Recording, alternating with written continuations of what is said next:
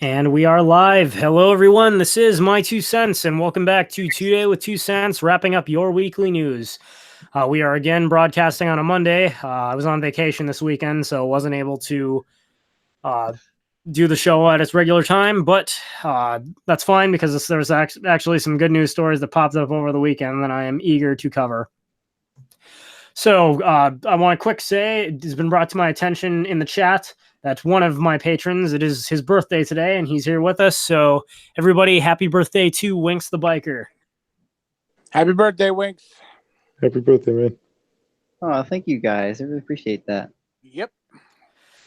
All right, but as much as we could, as much as I really want to sing happy birthday here on the air, I know that would probably take up too much time of valuable discussion, and that's not what everybody's here to listen to the stream about. So let's jump right in. The first story of the week that I cannot wait to cover because I laughed hysterically when I first saw this trending on Twitter. But as you may be aware, in my feminist fail series, I did a video about Alyssa Milano, specifically her appearance at the Brett Kavanaugh hearings. And then that is going to come up again later, actually. But Alyssa Milano, former star of the television series Charmed, and in a bunch of other movies that nobody cares about. After her acting career suffered a terrible setback that she never recovered from, she decided to do what every good celebrity female does and become an advocate for women's rights. In particular, she's been in the news advocating against the state of Georgia. State of Georgia's governor this past Tuesday recently signed a bill into law, the fetal heartbeat bill it was called, which will ban all abortions that take place after a heartbeat can be detected, which is about 6 weeks. Now, since most women might not even realize that they're pregnant till just before or at that time, a lot of people are saying this, in effect, will ban all abortions. Now, the law, well signed, is not actually, to my understanding, is not actually going to effect until 2020. And undoubtedly, there are going to be a number of lawsuits that will bring it, in which it will get struck down in court as Roe v. Wade remains the law of the land. But I'm sure the hope among pro-life advocates is that it will get appealed all the way to the Supreme Court and possibly be the engine by which Roe v. Wade eventually gets overturned. Well, Alyssa Milano, being a rabid feminist and massive supporter of abortion, tweeted out on May 10th, this Friday, and I quote, "Our reproductive rights are being erased. Until women have legal control over our own bodies, we just cannot risk pregnancy.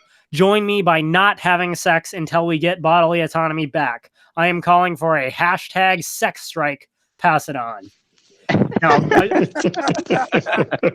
Now, I should point out that Milano is a part of another group of celebrities and Hollywood stars that have claimed that they will not do filming. They will basically boycott the state of Georgia. Any TV shows or films that are currently filming in Georgia will stop production until this law is done away with. But Milano thought that wasn't good enough. She needs to encourage women everywhere to punish their men, their misogynistic male boyfriends, husbands, whoever they are, by not having sex until they have the right to have an abortion. Now, I hope anyone who's thought about this for 5 seconds can realize that ever since abortion became a debate in the public sphere, what pro-life advocates have been saying is, you are free to have sex, but you need to be willing to accept the consequences of having sex, one of which is that it can, in fact, create a living human being, and the mere fact that you did not intend to create a living human being does not thereby give you the right to kill said living human being. So, in a twist of irony, Alyssa Milano is advocating that because Georgia has effectively banned all abortion, that women everywhere should do exactly what pro-life advocates have been challenging them to do all this time. Yay. Hello, Meg. Welcome back. I'm here for a few minutes, so all right. yay. Well, if you didn't catch that, I'll summarize it quickly again. Don't have to summarize, just keep going. All right. Anyways, thoughts on Alyssa Milano? Anybody? It's already failed. She's already sabotaged herself greatly. So this probably isn't going to go anywhere. I really wouldn't expect it to go anywhere. From what I've heard, the whole sex strike thing is already tanked. So, yeah. Indeed, even amongst her own side. Now, I'm going to read some of my favorite retweets, some of which I retweeted myself, some of which I ironically got from the Huffington Post. But Brittany Hughes was actually the first retweet that I saw. I saw Alyssa Milano's tweet due to Brittany Hughes, who is a commentator for MRC TV. She retweeted, "Wait, you mean not having sex prevents unintended pregnancy? What brand new information?" Which I retweeted. Michelle Malkin says, "What if Alyssa Milano called for a sex strike and no one came? Oh, wait, I guess that's her goal." Excellent pun there. Now let's see what some of her fellow feminists had to say about this. The Huffington Post, in an article today, which was written by Kimberly Richards, excuse me, not today, but Saturday following the actual tweet itself. Kimberly Richards, writing for the Huffington Post, shared the following tweets. Well, I guess a Twitter handle by the name Globe Lamp tweeted out in favor and said, "If they want to control our body's reproductive organs, then we should deny sex to cis men."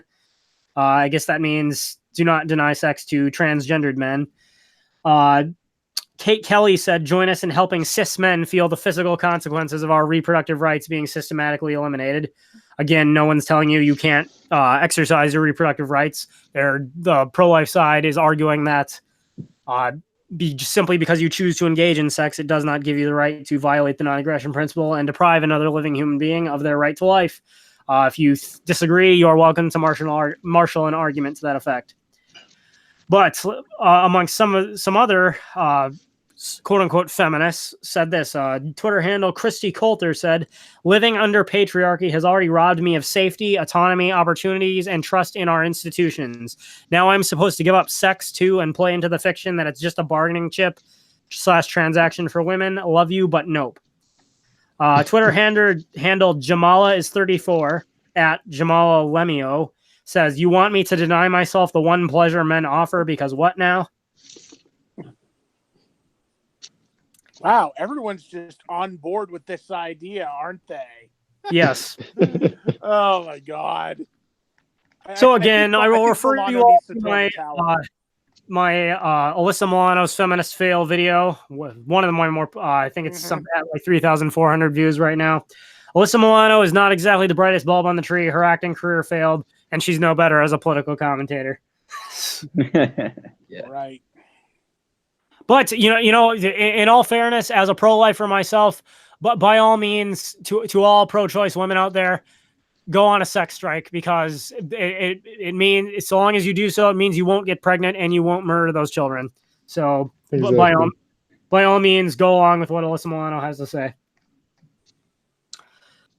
All right, moving into our next major headline. This is a topic that has come up on my channel before, although it hasn't been in a little while now. One moment, please.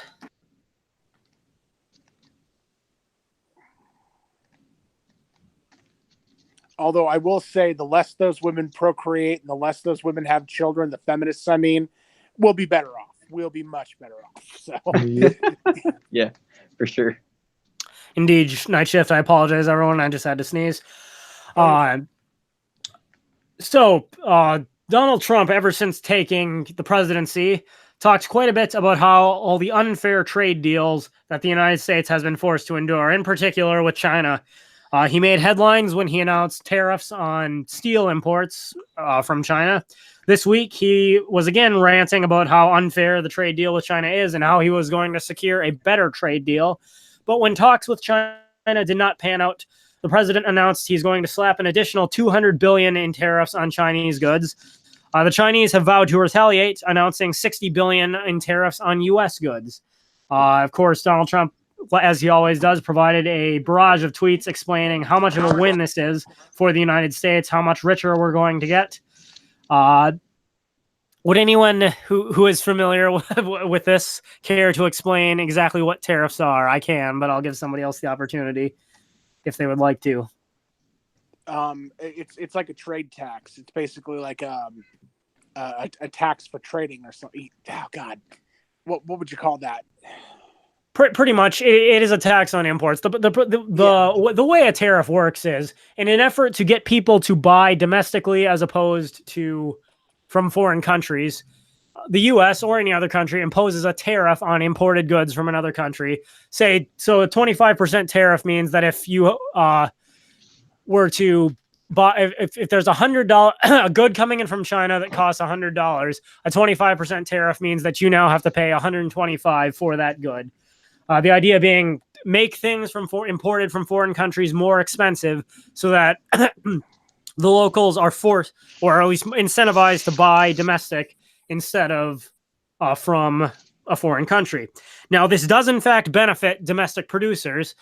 For example, if Chinese steel is cheaper than American steel, then by raising the price of Chinese steel through tariffs, Americans might buy more American steel, and the American steel producers benefit. However, that doesn't change the fact that Americans are now paying more for steel than they used to be, which means that that's money that they're not spending on something else in the economy.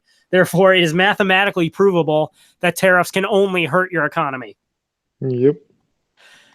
Now, it's essentially, that's not to say there's no purpose for it. I mean, politicians do have purposes, in particular benefiting certain cronies at the expense of others. Or some have suggested that in a case with like the U.S. and China, there's more geographical, political, even military type rationales for these kinds of tariffs hamper.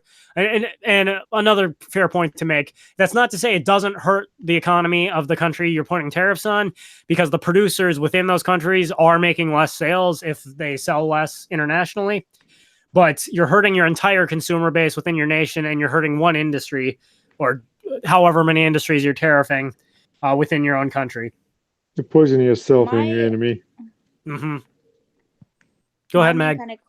One question I've kind of always had with American steel in general, didn't we always used American steel, or we used it as it was a prideful to use American steel, but then it was much more expensive than international steel. So my question is, A, why is it cheaper, and why can't we do that same thing? And B, why are we not making our own steel instead of buying it from someone else?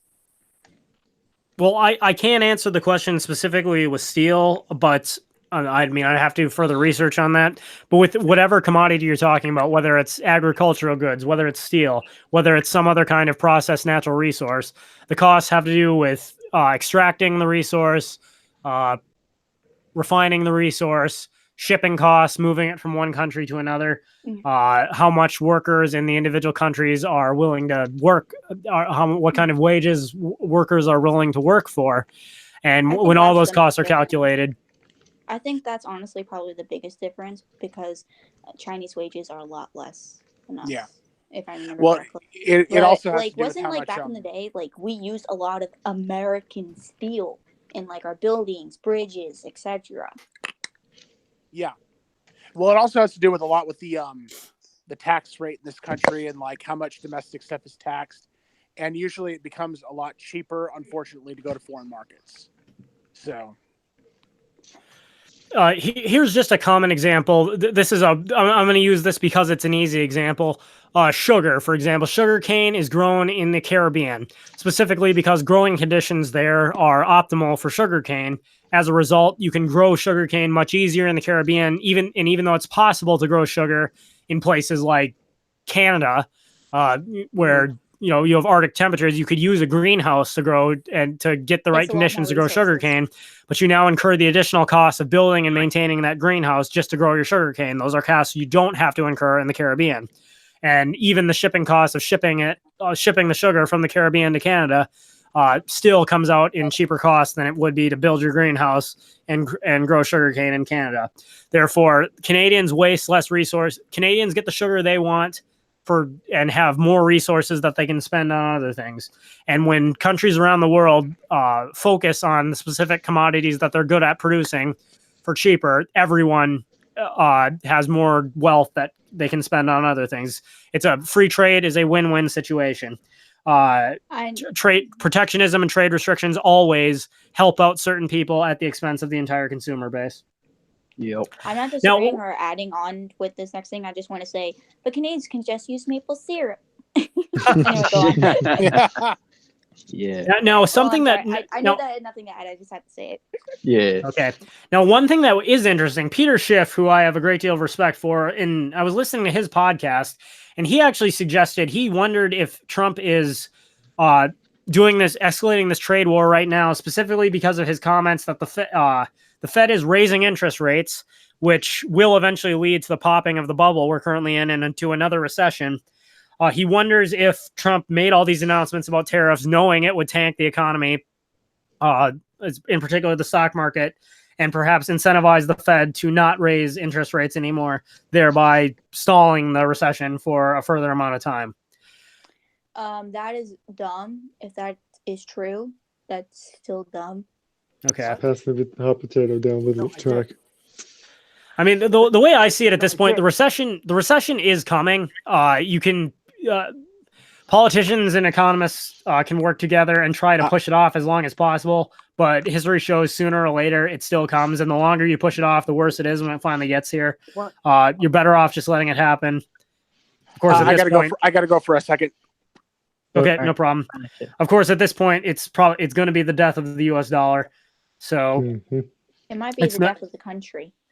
It's no wonder there's so gung ho about pushing it off. But I thought that was an interesting point that Schiff brought up regarding what Donald Trump's real motives might be for pushing this trade war narrative at the moment he is, because the man's not stupid. Trump has to know that as someone who wrote The Art of the Deal, he has to know that in a tariff war everybody loses. But that doesn't mean there aren't certain ways that the government benefits, certain ways certain industries benefit, and so they'll push whatever narrative is necessary to convince the public at large that it's a good thing. And fortunately for Trump, among his most loyal MAGA hat wearing base, anything he does, even if it doesn't make sense, is just him playing 4D chess. So it must be a good idea. Well, I would say if he is doing that, I guess he's trying to make it so that he's not to blame for the recession. Like the recession isn't during his ruling. Like, no, I'm going to make it so this lasts till the next 4 years, and then it's not my problem. Pretty much. That's all politicians do. Yep. But eventually it will bust, and then we will all lose. I was about to say the name I know. And again, I think I mentioned this on either last week's 2 Day with 2 Cents or the week before, but in the community section of my channel tab, I did share a lecture from Peter Schiff that talks about this in more detail. He basically points out that despite what the media will tell you, the U.S.'s economic policies between Obama and Trump are virtually identical. We can follow the business cycle exactly as we did from 2005 to the 2008 financial collapse. And despite what Trump keeps saying about how great our economy is doing right now, looks exactly like it did in 2007. Make no mistake, that recession is coming. So get your gold and crypto today. Hi, I'm back. What I miss? I'm sorry, I laughed. I couldn't hold that back. That was just too funny. No problem. Anyways, Knight, we just wrapped up the Trump-China tariff war. Oh, so, all right. And I should also mention Friedrich Bastiat, noted economist, writings on free trade. By all means, check those out. They're available for free on the internet. Yeah, sorry. I've got someone over at my place. She just wanted me to look at something really quick, but I'm back. Okay, no problem. All right, and recent story. The article I'm looking at was published 10 hours ago. Everybody remembers, of course, Justice Brett Kavanaugh, who Donald Trump nominated to fill the seat of... Why is it escaping me at the moment? The one who retired. Justice Kennedy. And everyone cried like a little bee. Yes, Justice Kennedy retired. Donald Trump nominated Brett Kavanaugh to fill his seat. Democrats went crazy. They tortured him through the hearings. And then at the 11th hour, right before he was about to be confirmed, a woman by the name of Christine Blasey Ford comes out and says, hey, back in the 1980s when we were in high school, Brett Kavanaugh sexually assaulted me. And then another woman came forward. And then another woman represented by Michael Avenatti, Stormy Daniels' lawyer, comes out and they all say Brett Kavanaugh is a ardent criminal who does not deserve to go to the Supreme Court. Now, at the time, I came out in support of Kavanaugh because the accusations against him were so obviously false, despite the fact that I was willing to support him in virtue of the fact that no one deserves to be slandered the way he was. He is proving that the Democrats were not quite right. They were so afraid of Kavanaugh that he was going to be this super conservative justice who was going to bring back, in the spirit of Antonin Scalia, bring back a constitutionalist traditionalist approach to the Constitution, whereas you interpret the Constitution based on what it actually says, not based on whatever the popular liberal of the day thinks it means. But he's proven on at least several occasions now that that's not the case. He's really more, at best, you could call him moderate. And today he ruled with liberal justices in the case of Apple versus Pepper. Now, quoting from an article, this article is written by Ron Blitzer at Fox News. In the case, Apple versus Pepper was brought by iPhone users who complained that the App Store is the only place where iPhone apps are available, and that, as a result, Apple has a monopoly on, quote, the iPhone apps aftermarket. They claim prices are consequently high, stemming from the charges Apple imposes on app developers. A district court decision has said that the iPhone users did not have standing to bring their antitrust claim because the developers, not Apple, are the ones selling the apps. Court precedent says that indirect purchasers who are at least 2 steps removed in a distribution chain cannot sue. The Ninth Circuit, however, said that Apple is indeed the seller through their app store. Kavanaugh agreed, along with Ruth Bader Ginsburg, Stephen Breyer, Sonia Sotomayor, and Alina Kagan. And this Kavanaugh's quote is, "It is undisputed that the iPhone owners bought the apps directly from Apple."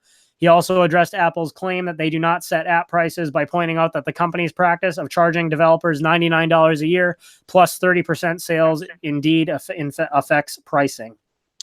So basically, Kavanaugh has ruled that because Apple controls the Apple Store, they therefore have a monopoly on apps that are sold through the Apple Store, and they cannot price gouge their consumers, or they cannot unjustly force people to pay more for the apps than apps are actually worth. Interesting.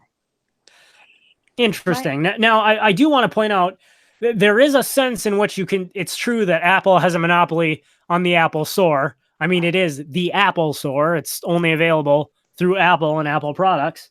But that does not change the fact that consumers are perfectly free to not purchase iPhones and instead go for a Droid or Windows Phone or whatever other competitor you might wish to use, and purchase many of the same apps through a different medium.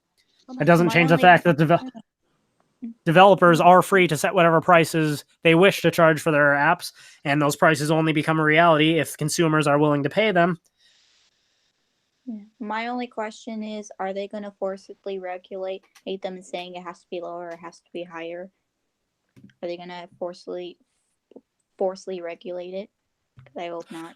Well, not necessarily. According to this ruling, it would just basically... The ruling is about whether or not consumers can sue Apple for an overpriced app. No, they can just not buy it and go to someone else. Exactly. That hard? No, this would dictate that individual consumers can sue for specific apps, and I suppose each circumstance would have to be ruled on separately. But the point is... based on that, you could literally sue anyone. You could sue anyone for anything. It's just whether that's a dumb idea or not. This is basic economics 101. It's true that producers can set whatever prices they want to their products, but those prices only become a reality if people are willing to pay them. Unless you have a man from the government holding a gun to your head saying you will buy this, such as happens with all government services which are funded by taxes, the consumer has to choose to want to pay for something. And as I made in my video that I made a while ago called Supply and Demand and Why It Matters, we all complain from time to time that something is too expensive, but here's a news flash. If you were at the store, you said something is too expensive, but then bought it anyways, you nonetheless communicated to the supplier that it was indeed worth that much. If it wasn't, you wouldn't have purchased it. Exactly. So yeah, this is just more precedent for government intervention in the economy, picking winners and losers, forcing certain companies out of business.